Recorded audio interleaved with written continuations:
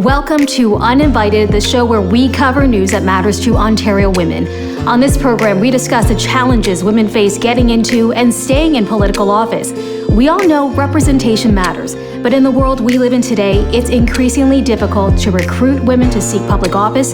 They're bombarded by death threats and hounded by internet trolls, just to name a few issues. And the pandemic has only multiplied the barriers women face. Increasing women's representation in electoral politics is essential because it can lead to better social and economic outcomes for everyone. But first, here are some recent headlines.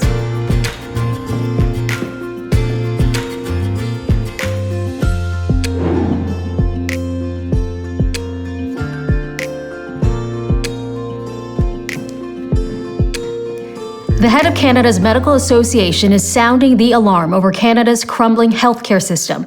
Dr. Catherine Smart says, quote, "What's clearly coming is a collapse of the current healthcare system," adding she's frustrated that there has been no political will to take the issue seriously.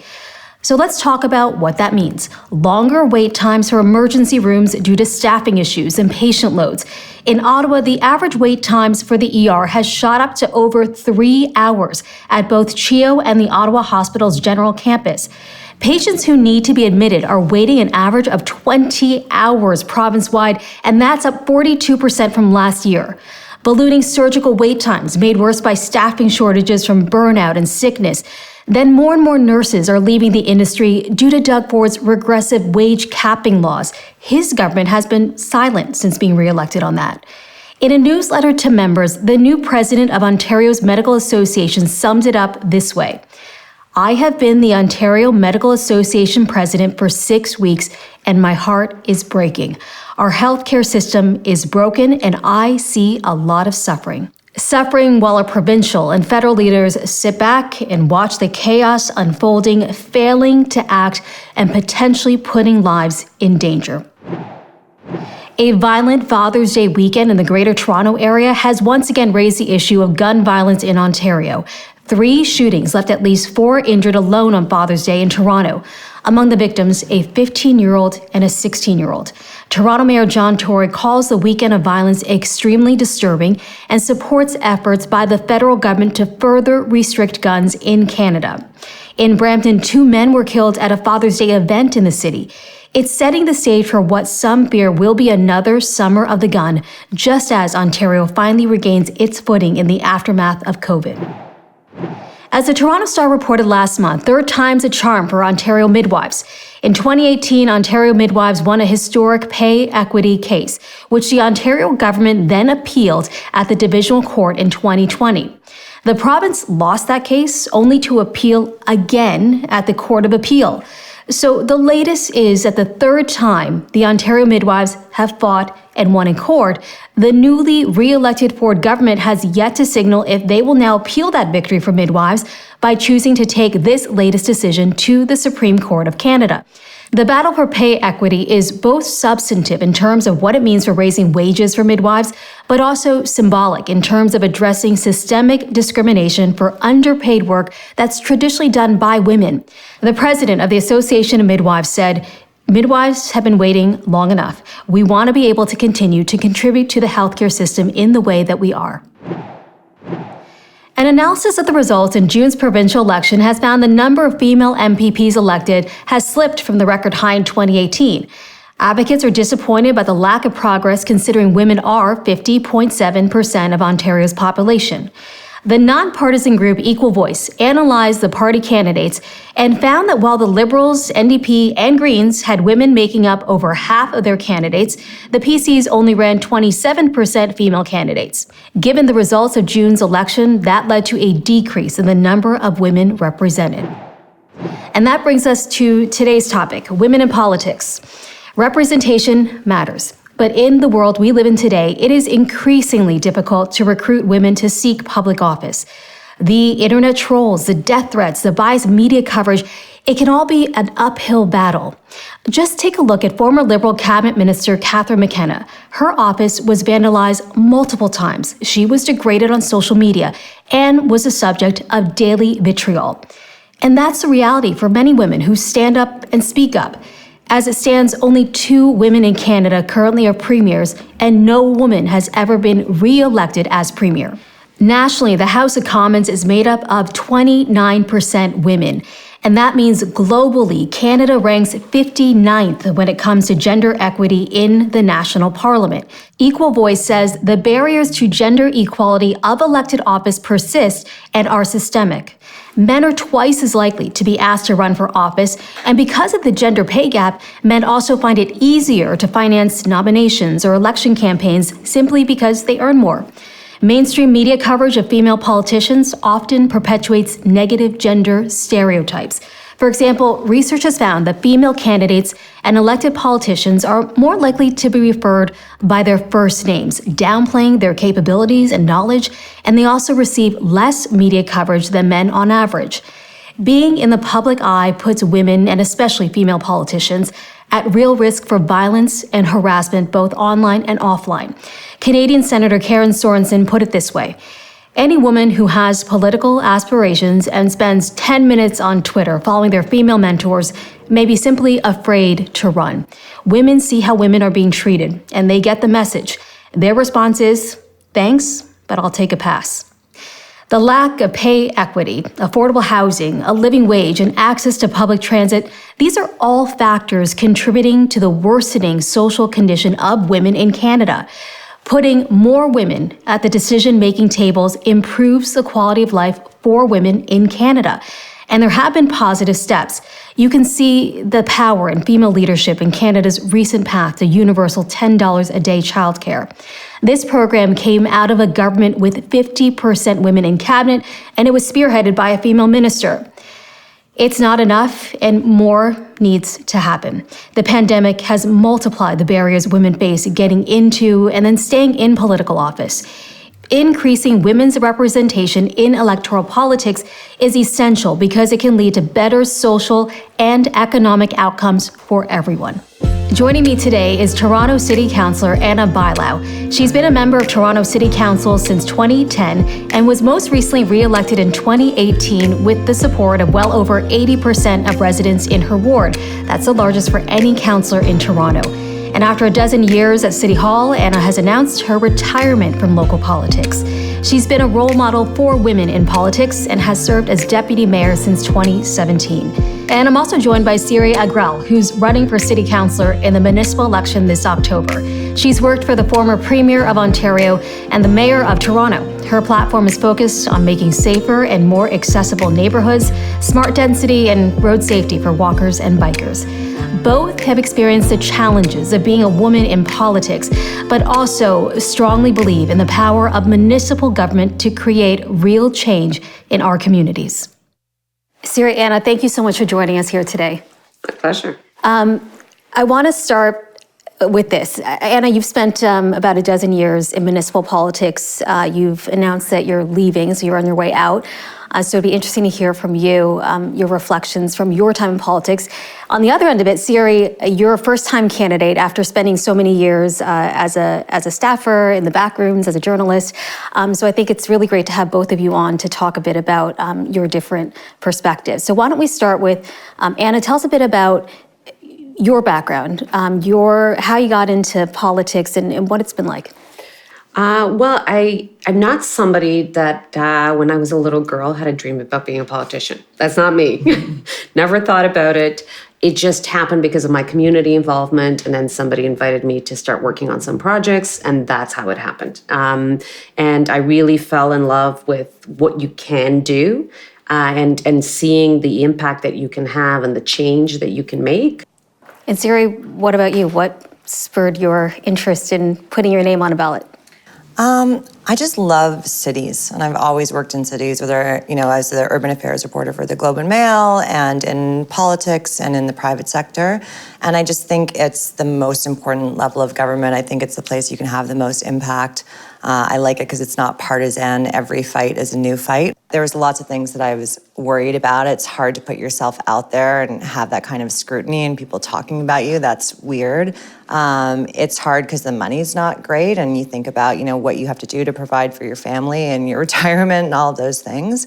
But I knew that it's something I wanted to do. especially this last winter of the pandemic, seeing how bad things were getting in a lot of different ways and how polarized everything was getting. And it was sort of like either, I move into the woods or I try and make a difference. And I think that, that's what motivated me to want to run. I just can't believe if I win, I'm going to do it without you in there.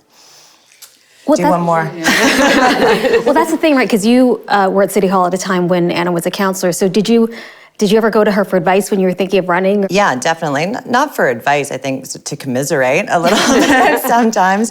But yeah, no, absolutely. Watched the way that she worked. She's an incredible advocate for housing, is responsible for almost all of the progress we've seen on housing, I think, in the city and other cities over the last few years. So definitely someone whose brain and approach and, just manner has always impressed me and something that I've tried to learn from.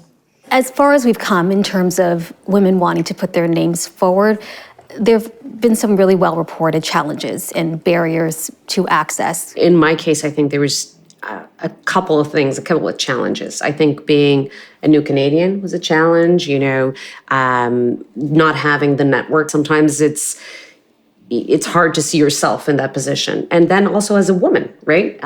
It definitely brings its challenges to see yourself at the table. And once you start realizing that you need to be at the table to have your issues addressed, you should be at the table, that you have the right to be at the table, then it's like, okay, it's time to roll up our sleeves and make sure that happens. I remember the first time when I ran, back in 2003, but I was fairly young. I still got many people at the doors, asking me, but aren't you thinking about getting married? Or to be honest with you, even now that I left, many people called my office, and the first thing, that's true, first thing they asked is, are you healthy? That was the most common question. But the second one is, are you getting married? And it's like this has anything to do with politics? And it makes you wonder, would any male politician get that kind of question? So we're starting to talk a bit about some of the harassment that women in particular can face when they put themselves out there publicly. And Siri, I know you're running a campaign without even using social media. Is part of the reason because of that? Yeah, I'm not using social media for a few reasons, but it's definitely something I thought about when I was thinking about running, is the level of abuse and vitriol that women online face and how I could protect myself and my kids from that. If there was a bar that I walked into where I got yelled at all the time, I probably wouldn't go there very much. So I'm going to try and campaign without using that. Because I think that we have to address some of the systemic issues, right? If that is something that's keeping women out of politics, how do we do it differently? Do you think it's overrated as a way to reach certain groups of people? Absolutely. I think that you don't get as much information out of it. It allows you to feel very busy without actually doing anything. And I also think that some of those platforms really need to be challenged in terms of the way that they're managed. And as long as politicians and people in public life are dependent on those tools, I think it's harder to negotiate for them to change. And I'll turn to you in terms of any sort of harassment, abuse, any sort of that treatment that you've seen in your career or you've experienced yourself? I've had my fair share, both online, very often, after a tough vote, it's like, oh my God, here you go, Twitter is going to explode on us. I've had anything from, protests or constituency office windows broken twice to, all kinds of things written on windows. And yeah, so it's not easy. And even women at all levels of government. And we've had, from federal people that have left politics because of what was happening to them.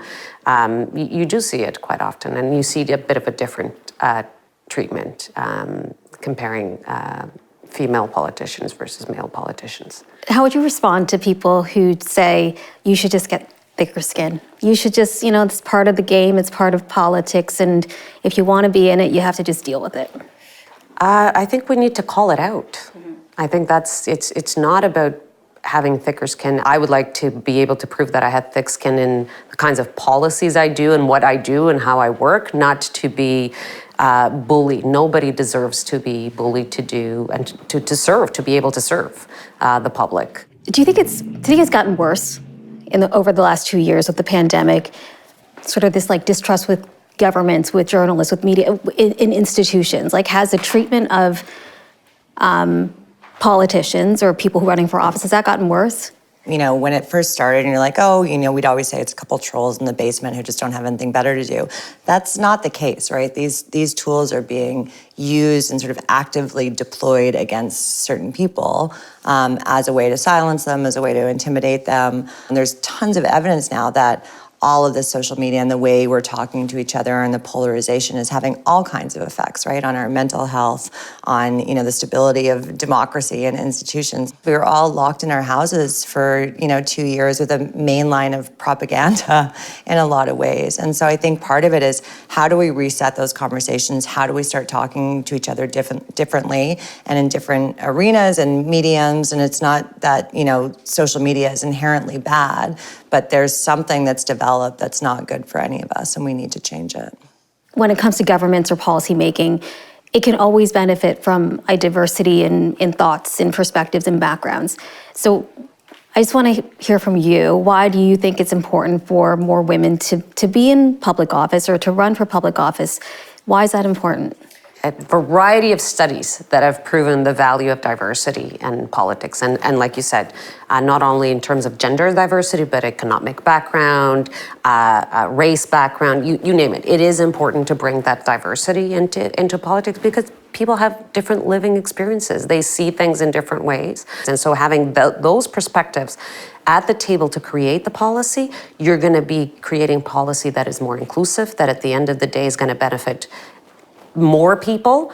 I wonder if are we making progress? Because look, I feel like I do see more women in leadership positions politically in different organizations, but then I also take a closer look and I think it's also not a lot of racialized women who get to reach those points or platforms. So I wonder from your perspective, Siri, if you think we are making that progress and how we can get there a little quicker. I think we're making a bit of progress, but not nearly enough. And I think even over the last couple of years, we've taken a step back, right, with the number of women who are sort of forced out of work because they had to take on so much during the pandemic. How we do it, I think that the economic argument is really important. When I was in the tech sector, I talked to people about you're leaving money on the table, right? If you're not selling to half of the marketplace, then you're leaving money on the table. So figuring out how to make people see the value in representing people differently. I think there will be a generational change. We were talking about our kids before this. I think that they see things entirely different than we do, and they just don't understand the barriers that are still there. So I think it will come. I don't know how we speed it up. And I think it's about spotlighting women who are doing a good job. I think it's about showing the, benefits of having different people in those roles and making sure that they succeed once they're there. Anna, you've since announced that you're leaving municipal politics. Was there any particular reason why? Just getting married. It was 12 years, and it was time for me to experience other things. It was a point in my career that I wanted to be able to give back in different ways. And so when I was going through my thinking process, I thought, go back to your values. You came here to make change, not to be changed. So for me, that was quite important. Could that include a provincial perspective? It can include, many perspectives. Right now, I'm just wrapping things up at City Hall, and I'll be there for a few more months. But it could include. A lot of people have asked, is this the end of politics? I don't know. Like I said, I did not come into politics with the goal of being a politician. I came into politics because at a point in time, I really thought my skills could contribute to my community, and there were certain things I wanted to do, and I wanted to impact change. And so that moment might come again or not. Time will tell. I think sometimes we might not celebrate the successes of women as much as we should, or recognize it. We also don't brag as much as men do. And maybe we honest. should. So here's your opportunity. In the past 12 years that you've been a municipal politician. What are you proudest of? The work that we've done on housing in this city, because housing is always seen, and rightly so, as, provincial and federal government. When I started in council in 2010, the city was still reluctant to take an active role on this file. And we moved from having a city that was very reluctant in taking an active role to today be leading in policy and advocacy in the country. And I feel proud of that. I feel proud that we've embraced and recognized the significance of this issue and our leaders today in the country. I think something that women don't get acknowledged for enough is the work that they do behind the scenes as well, right? You have the news releases and you cut the tape on the buildings that you open, but I think that the thing that I was the most impressed by watching you over the last few years is all the work you did in and around and before and after all those announcements, right? She is responsible for actually putting housing on the agenda before anyone really realized what a big crisis that was going to be. She brought everybody along, and I think that she did that in a way that only a female leader could. And the impact of that was just profound. So you've clearly been knocking on doors, as everyone who wants to run for municipal office should be doing right now. What are you hearing from your neighbors, from your constituents, and what do you hope to deliver for that community? I think people care about their neighborhood so much, right? It's one of the reasons I love city government is that, you might not know what's going on federally or provincially or with different parties, but if your garbage didn't get picked up, if traffic was terrible the day before, if the water fountains aren't working in the parks, right? Like everyone knows what's going on locally. And I think that's why I want to do it, right? To be able to show people that change is possible, that government can work for them at the local level. I think that is so powerful, and sort of like the possibilities in the local. I think it's really something that you can rally people around and reconnect them to government. You're running against someone who's been in city council for a very long time. How are you going to differentiate yourself from that person? What do you think the community needs that they haven't yet gotten? And I think that in my neighborhood in particular, it's time for action, right? We've talked about all the issues that we face across the city, housing, transportation, pedestrian safety, but there hasn't been any change. We haven't really seen much happen. And so it's for me, it's how do we accelerate those things? How do we bring people along and show them how development can be positive for their communities? How do we actually make it so people aren't getting, hit on their bikes or when they walk down the street anymore? And so it's not enough to just, say things are important. You have to show them, and you have to put in the work, and you have to bring people together. And I think that that's how I'll be different. What would you say to encourage another woman to seek political office, to run, or or the next generation? What would you say to them? What's your message to them to say, yeah, you should do it?